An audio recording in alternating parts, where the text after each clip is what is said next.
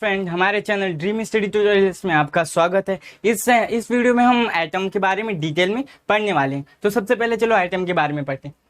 हमारा टॉपिक क्या है? एटम। एटम क्या होता है? The smallest unit of matter. Means कि किसी एटम क्या होता है कि मैटर की जो सबसे स्मॉलेस्ट यूनिट होती है उसे हम क्या कहते हैं? एटम कहते हैं। मीन्स कि कोई भी मैटर होता है। तो आपको दिमाग में एक क्वेश्चन आ रहा होगा कि मैटर क्या होता है। आपको पता चल गया कि एटम का डिफिनेशन क्या होता है, the smallest unit of matter is called atom. आपने ये जान लिया, बट आपके दिमाग में क्वेश्चन आ रहा होगा कि मैटर क्या होता है। तो सबसे पहले चलो हम क्या करते हैं, मैटर के बारे में जान लेते हैं। तो मैटर क्या होता है? Matter means matter is everything around us. तो मैटर क्या होता है? मैटर मतलब होता है कि हमारे आसपास जितनी भी चीजें होती हैं, जितनी भी थिंग्स होती हैं, उसे हम क्या कहते हैं? मैटर कहते हैं। जैसे आप जिस सोफे पे आप बैठे हो वो मैटर है, जिस मोबाइल पे आप वीडियो देख रहे हो वो भी मैटर है, दीवारें वॉल्स ये भी क्या है? मैटर। मीन्स हमारे आसपास जितनी एवरीथिंग मीन्स जितनी भी चीजें हैं, ये सारी चीजें क्या होती है? मैटर्स होती हैं। अगर मैटर के बारे में और डिटेल में पढ़े तो क्या देता है? Matter is defined as anything that has mass and take up some space। तो मैटर्स को अगर हम डीपली पढ़ें कि मैटर्स क्या होता है, तो मैटर मीन्स होता है कि कोई ऐसी चीज जो कुछ तो स्पेस ऑक्यूपाई किया हो और जिसके पास मास हो। जैसे अगर आप मोबाइल पे वीडियो देख रहे हो, मोबाइल जो होता है थोड़ा सा स्पेस ऑक्यूपाई किया, आप हवा में लिए हो तो स्पेस ऑक्यूपाई और उसके पास मास भी है। तो मैटर होता है वो चीजें जो कुछ स्पेस ऑक्यूपाई किए हो और जिनके पास मास हो। तो अब हम समझ सकते हैं कि हमारे आसपास जितनी भी चीजें होती हैं वो मैटर होती है, और वो जो होती हैं वो किससे बनी होती है?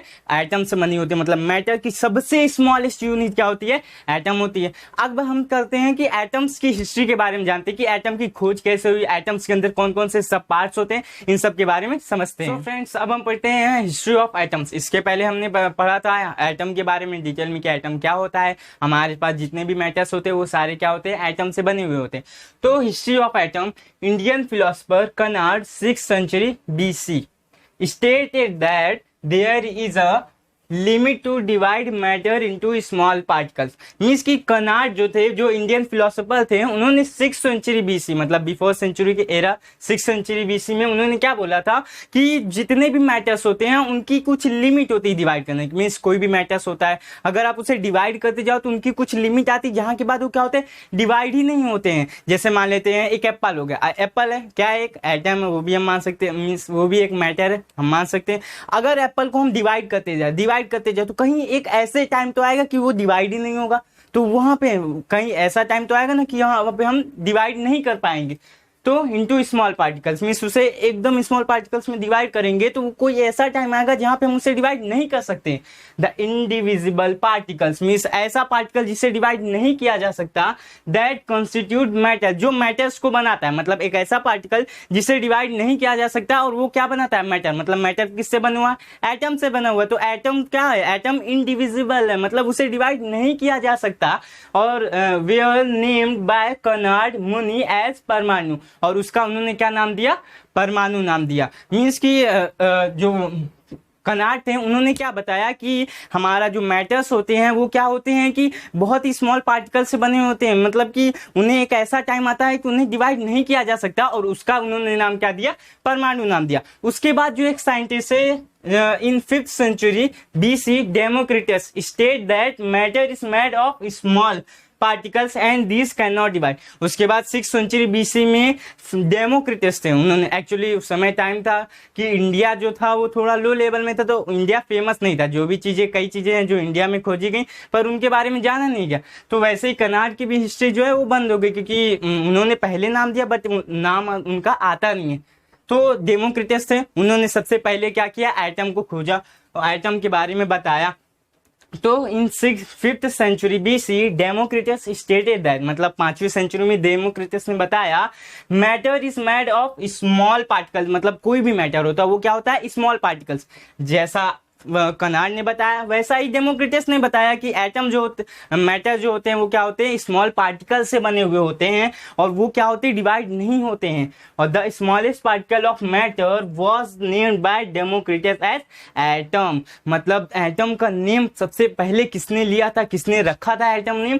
वो रखा था डेमोक्रिटस ने रखा था। और डेमोक्रिटस ने भी यही समझाया कि मैटर्स जो होते हैं अगर उसे हम डिवाइड करते जाएंगे तो एक ऐसे टाइम आएगा जहां पे उसे हम डिवाइड नहीं किया जा सकता, और उसे उसने क्या नाम दिया, एटम नाम दिया। अब हम एटम्स की कुछ आगे एक और हिस्ट्री के बारे में पढ़ते हैं। हमने डेमोक्रिटस के बारे में पढ़ा कि डेमोक्रिटस ने क्या बताया था, कि डेमोक्रिटस ने जो बताया था, सबसे पहले डेमोक्रिटस ने एटम का नाम लिया और एटम के बारे में हमें एक्सप्लेन किया। बट उसके बाद क्या हुआ कि उसी टाइम पे एक और फिलोसफर थे जिनका नाम था एरिस्टोटल। एरिस्टोटल भी एक फिलोसफर थे जिन्हें हम फादर ऑफ बायोलॉजी के नाम से भी जानते हैं। तो उन्होंने क्या किया था, जो थ्योरी थी डेमोक्रिटस की, जो थ्योरी थी उसे रॉन्ग प्रूव कर दिया था। क्यों? क्योंकि डेमोक्रिटस ने बताया तो था कि मैटर की सबसे स्मॉलेस्ट यूनिट एटम होती है, उसे डिवाइड नहीं किया जाता, बट उसे प्रूफ नहीं कर पाया। क्यों? उस समय तो कोई ऐसे हमारे पास इंस्ट्रूमेंट नहीं थे, जैसे माइक्रोस्कोप, ऐसे इंस्ट्रूमेंट नहीं थे जिससे हम प्रूफ कर सके। तो एरिस्टोटल थे, उन्होंने क्या किया, उसे डिसप्रूव कर दिया। और उन्होंने क्या बताया कि जो हमारी चीज, जितनी भी चीजें होती है वो 4 चीजों से बनी होती है, हवा, पानी, आकाश और पृथ्वी, इन चारों चीजों से बनी होती है। ऐसा किसका, एरिस्टोटल का मानना था। और उसी टाइम पे कुछ प्रूफ भी नहीं थे, इसीलिए पूरी दुनिया उन्हीं का आइडिया मान ली। किसका? एरिस्टोटल का। बट उसके बाद क्या हुआ, उसके बाद इन 1800 सेंचुरी जॉन डाल्टन री इंट्रोड्यूस। उसके बाद क्या हुआ, 19th सेंचुरी में जॉन डाल्टन ने क्या किया, री इंट्रोड्यूस किया the atom. He provide evidence for atom and develop atom theory. उसके बाद क्या हुआ कि जो जॉन डाल्टन थे, उन्होंने क्या किया, रीइंट्रोड्यूस किया और उसके ऊपर एक थ्योरी बनाई। क्यों? क्योंकि हमने देखा था डेमोक्रिटस जो थे उन्होंने प्रूफ नहीं कर पाया था, बट डाल्टन ने उसे रीइंट्रोड्यूस किया और उसको क्या किया, प्रूफ किया। तो उन्होंने एक उसके ऊपर क्या ली, एक थ्योरी लिखी। वो थ्योरी की क्या थी, उसके बारे में हम समझते हैं। डाल्टन्स एटॉमिक्स थ्योरी, उनकी थ्योरी क्या थी, matter is made of atom and atom are indivisible and indestructible. मतलब कि मैटर जो होते हैं वो एटम से बने होते हैं। मतलब जितने भी मैटर्स होते हैं हमारे, हमने मैटर्स के बारे में समझा कि हर एक चीज जो होती है वो मैटर होती है। मोबाइल, सोफा, सब चीजें जो होती है वो मैटर से बनी होती है। और वो मैटर्स जो होते हैं वो किससे बने हुए थे, अगर मैटर्स को डिवाइड करते जाए तो वो किससे बने होते हैं, वो एटम से बने होते हैं। और वो इनडिविजिबल होते हैं, मतलब एटम्स को हम डिवाइड नहीं किया जा सकता, एटम को डिवाइड बिल्कुल भी नहीं किया जा सकता। और इनडेस्ट्रेबल होते, मतलब उन्हें डिस्ट्रॉय भी किया नहीं जा सकता है। मींस एटम ऐसी चीज है, एटम मींस डाल्टन की थ्योरी में ये बताया गया कि एटम को ना तो हम डिवाइड कर सकते हैं, ना ही उसे क्या कर सकते हैं, डिस्ट्रॉय कर सकते हैं। अब हम एटम्स के अंदर क्या क्या पार्ट्स होते हैं उनके बारे में फ्रेंड्स अब हम पढ़ते हैं एटम्स का। हमने इसके पहले एटम्स के बारे में पूरी डिटेल में पढ़ लिया, एटम्स के सब एटॉमिक पार्टिकल्स के बारे में। Every atom is made up of 3 kind of small particles। Means atoms होते हैं उनके अंदर भी कुछ पार्ट्स होते हैं, 3 काइंड्स ऑफ पार्टिकल्स से बने होते हैं, कॉल्ड सब एटॉमिक पार्टिकल, जिन्हें हम क्या कहते हैं, सब एटॉमिक पार्टिकल। मीन्स एटम्स के अंदर भी कुछ पार्टिकल्स होते हैं, उनसे भी छोटे कुछ पार्टिकल्स होते हैं जिन्हें सब एटॉमिक पार्टिकल्स कहते हैं। कितने होते हैं, 3 होते हैं, जिसके बारे में देखो प्रोटॉन, न्यूट्रॉन। यहाँ पे दिया है प्रोटॉन, न्यूट्रॉन और इलेक्ट्रॉन। ये क्या है, ये एटम के 3 सब एटॉमिक पार्टिकल्स हैं। प्रोटॉन को खोज जो थी वो किसने की थी, रुदरफोर्ड ने। मीन्स प्रोटॉन को इंट्रोड्यूस किसने किया था, प्रोटॉन की खोज किसने की थी, रुदरफोर्ड ने की थी। उसके बाद न्यूट्रॉन की खोज किसने की थी, James Chadwick. Means James Chadwick जो थे, जिन्होंने क्या किया था, न्यूट्रॉन की खोज की थी। उसके बाद इलेक्ट्रॉन की खोज थी जे थॉमसन ने की थी। मींस इलेक्ट्रॉन जो था उसको सबसे पहले इंट्रोड्यूस जे थॉमसन ने किया था।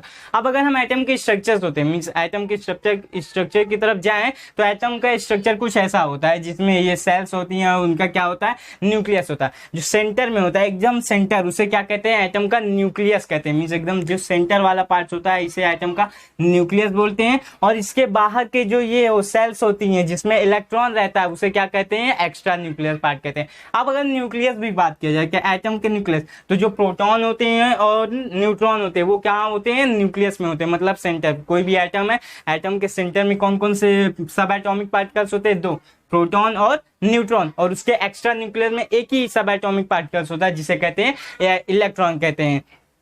और इलेक्ट्रॉन का जो चार्ज होता है वो क्या होता है, निगेटिव होता है। और प्रोटॉन का जो चार्ज होता है वो क्या होता है, पॉजिटिव होता है। दोनों का चार्ज, एक का निगेटिव एक का पॉजिटिव, तो दोनों का चार्ज क्या होता है, कैंसिल हो जाता है। नहीं तो आपको लगेगा कि ये इसमें चार्ज होता है तो करंट क्यों नहीं मारता, क्यों, क्योंकि इलेक्ट्रॉन और प्रोटॉन दोनों प्लस माइनस दोनों चार्ज होने की वजह से चार्ज जो होता है वो कैंसिल हो जाता है। इसीलिए हम कोई भी चीज होती है, जैसे दीवार, अगर ये एटम से बना हो तो दो में चार्ज मारना, करंट मारना चाहिए क्योंकि इसमें चार्ज, बट नहीं मारता। क्यों, क्योंकि उसमें electron negative charge, proton positive charge दोनों बैलेंस होते हैं, दोनों बैलेंस होते हैं, इसीलिए कि हमें करंट नहीं लगता है। तो दोस्तों हम इस वीडियो में यहीं तक रुकते हैं। तो फ्रेंड्स आई होप आपको ये वीडियो बहुत अच्छी लगी होगी। ये मेरी पहली वीडियो, अगर आपको अच्छी लगी हुई तो आप इसे लाइक करिए और हमारे चैनल को सब्सक्राइब भी करिए। आप हमारा वीडियो देखने के लिए बहुत बहुत धन्यवाद।